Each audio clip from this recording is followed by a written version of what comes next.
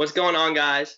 Welcome back to Film Stock. Today, we're going to be talking, this whole couple weeks, we're going to be in Oscar mode. It's Oscar season officially, so it's time to ramp out some videos related to the Oscars. We have a few ideas that are in mind, like Best Picture, our favorite Best Pictures, some biggest snubs, and then also we're going to talk about this year's categories as well in the future and give our opinions on what we think is going to win. But before we start recording, I just wanted to say that we just got horrible news that Kobe Bryant just died, and it's like affected my mood really bad, and I'm sure Chris's too. So if we are acting sad in this video, that's why. So rest in peace to a legend. And why don't we start this off? This is gonna be our best picture ranked. Well, not ranked. Our favorite best picture winners, and we have a lot of variety through this. Like I have some that you don't even have on yours, and you have some of mine. A lot of mine are past 2000 and onward, so don't roast me for that because I haven't seen a lot of the older ones, but I think I have some good picks. What about you? Yeah, there's a lot of variety between our lists for sure, so it's going to be an interesting video. Yeah, for sure. And I mean, I can get it started right away with one of my favorite Best Picture winners. So this movie came out in 2014. I think it's very creative, shot incredibly well, maybe the best shot film I've ever seen, and that's Birdman, Michael Keaton. Great performance. I wish he won the Oscar, maybe a biggest snub. But, I mean, it was a great movie. Have you seen that? I actually have not seen Birdman. It's on my watch list for the 100 movies I've missed this year, though, so I'll get around to it eventually. Yeah, that's definitely in mine. What about one of yours? For me, this movie came out in 2006, and it might be my favorite Best Picture winner of all time. Who knows? It is The Departed. It is Martin Scorsese's masterpiece. Even though he has many, this is my favorite film that he's ever directed.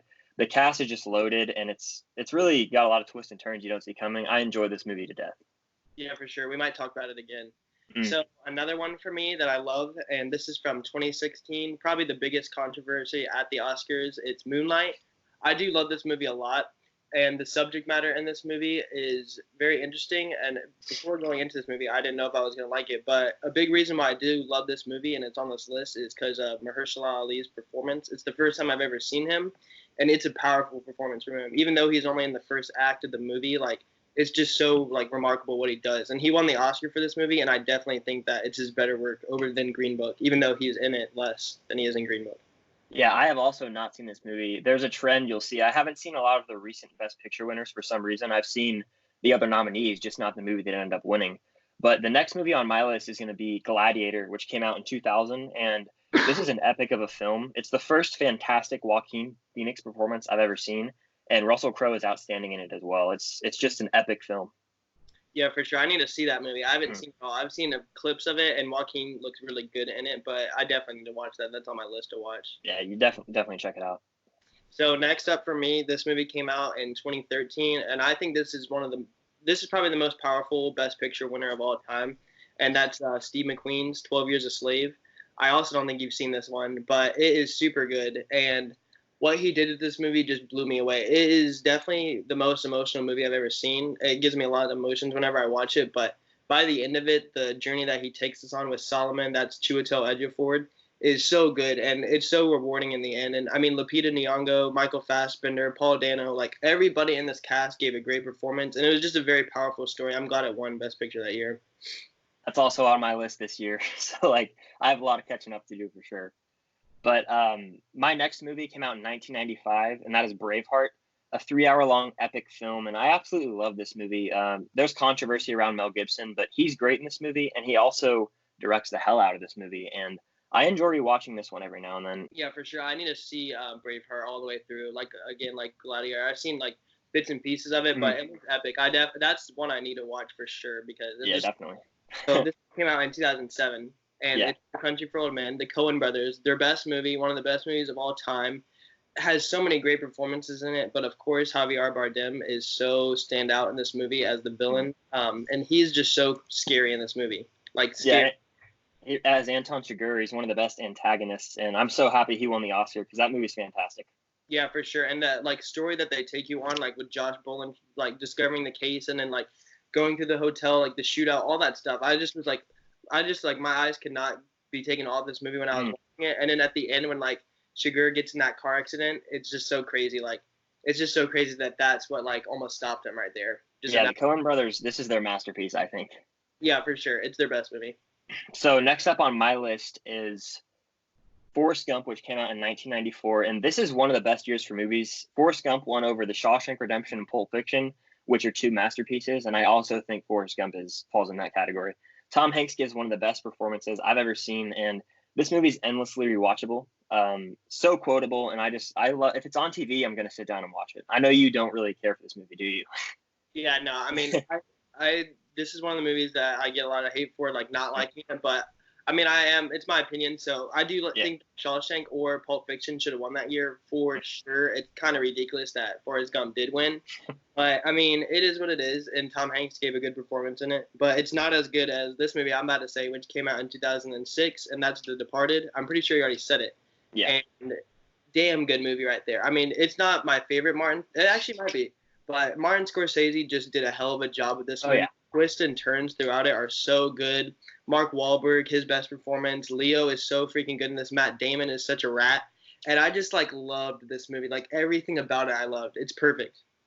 Four absolute fantastic performances. Nicholson might be the standout, but I love Leo in that movie too. I love them all. Nicholson is so damn funny in that movie. Yeah. Well, coming in next for me is going to be The Silence of the Lambs, which came out in 1991, and I mean, this won the Big Five. It's one of the best movies ever made. Won the Oscar for directing, screenplay, actor, actress, and picture, and that's a rarity in and of itself.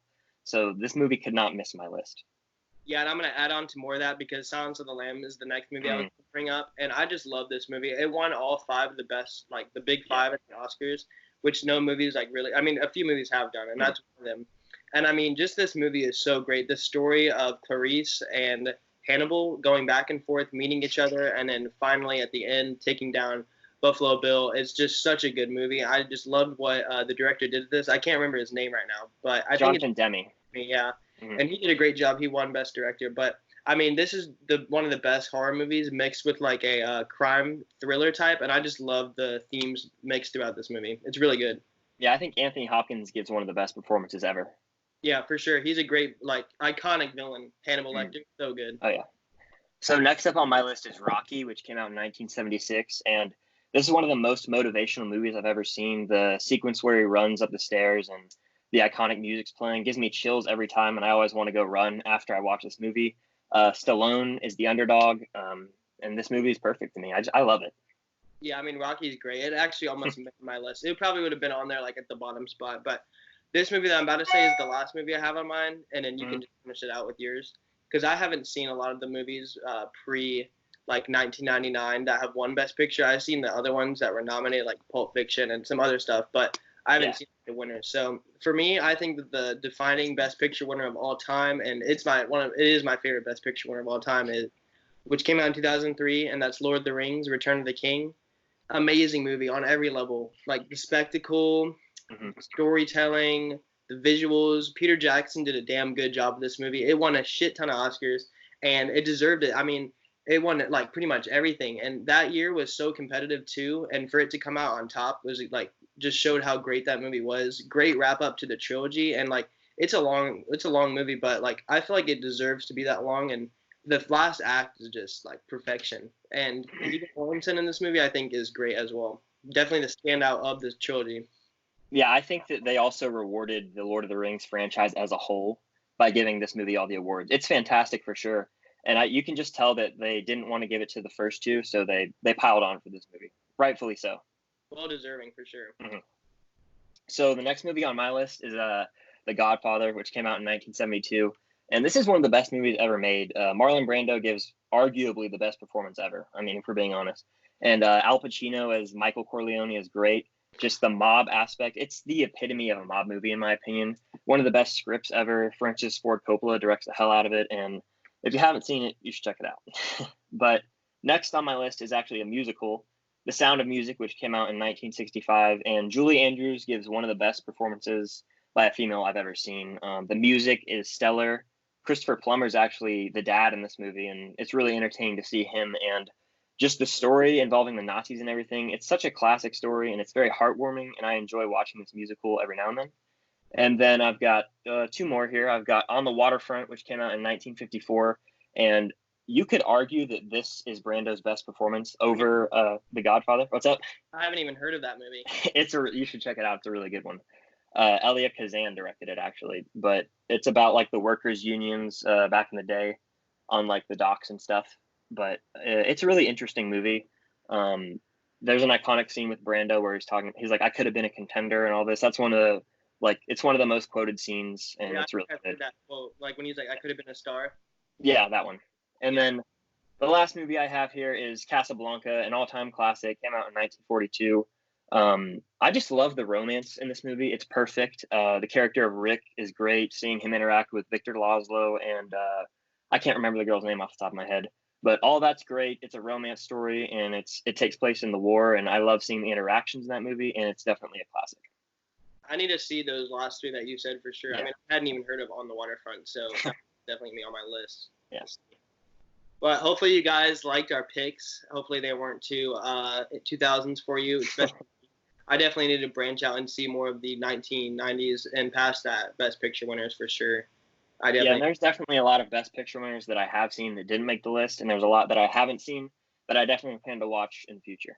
So that's going to be a wrap for our discussion of our favorite Best Picture winners of all time. Hope you guys enjoyed the video. Be sure to like it and comment your favorite Best Picture winners of all time. And if you disagree with our list, let us know down below. We'd love to hear from you. And if you haven't already, please consider subscribing to the channel. We've got a lot of Oscar content coming soon, so be on the lookout for that. And until next time, we'll see you guys later. See you guys.